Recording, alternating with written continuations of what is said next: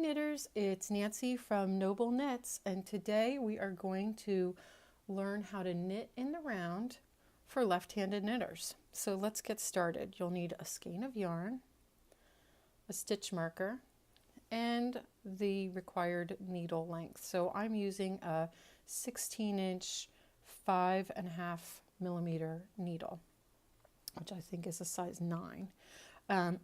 So that's about what you would need for a hat. But in this case, we're just learning how to knit in the round. So I'm going to start with a long tail cast on, and I usually grab a length that's 3 to 4 times the length of the completed circumference. So if the hat is 20 inches long, I usually start with a tail that is 60 to 80 inches long to get started. So we start by making a slip knot.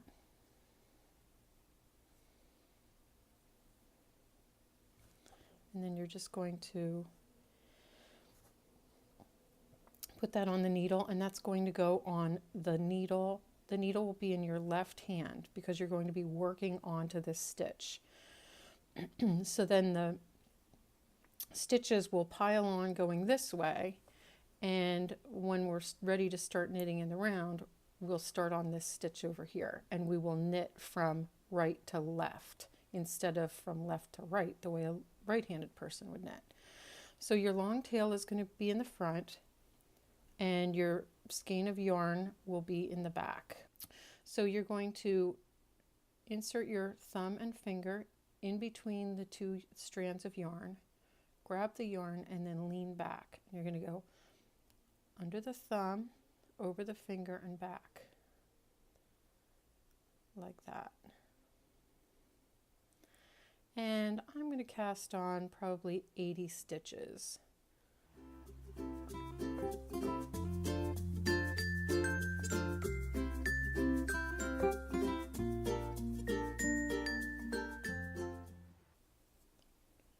Okay, this is what 30 stitches looks like. We need to get all the way around. Okay, now I have 80 stitches on my needle.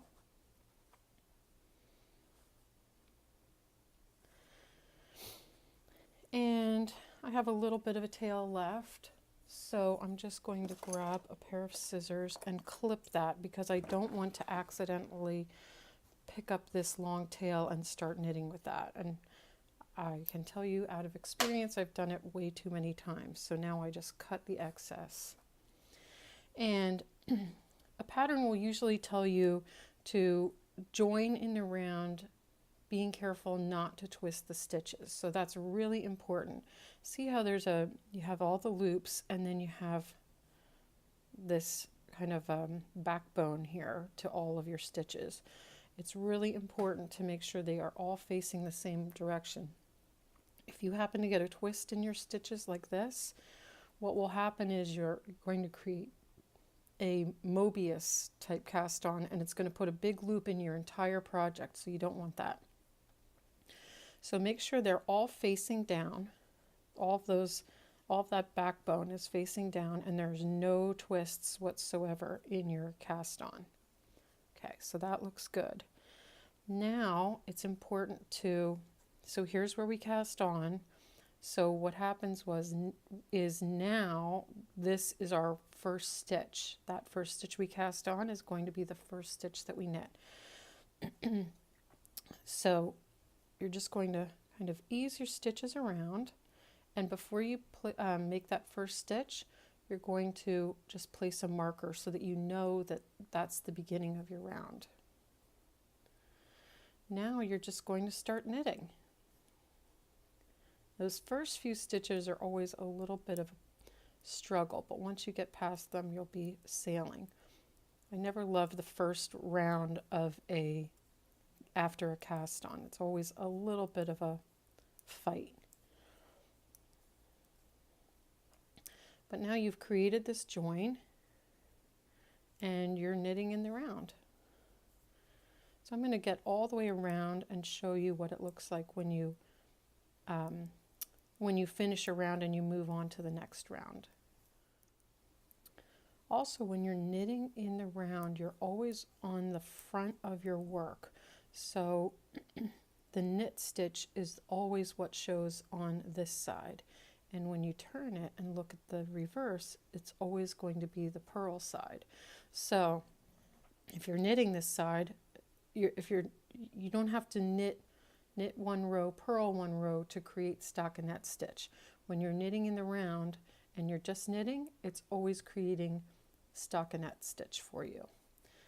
If you wanted to create garter stitch, you would have to do the reverse. You would have to knit one row, purl one row to create that same effect.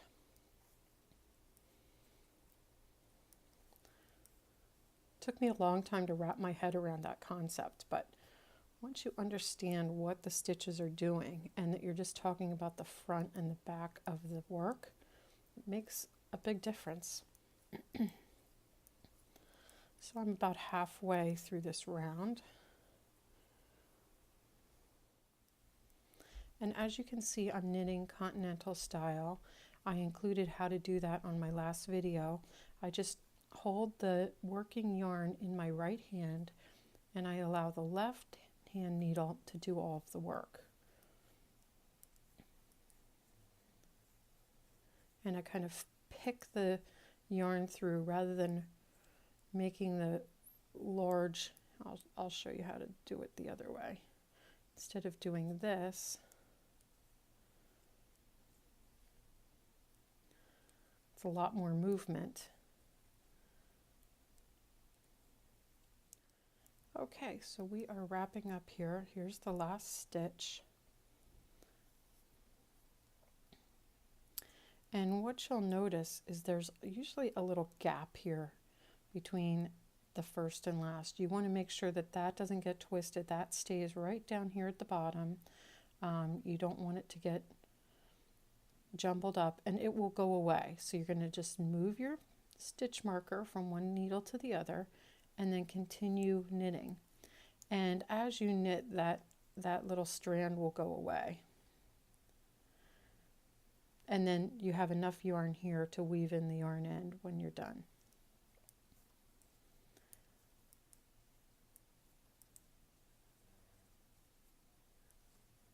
And that is how you knit in the round left-handed.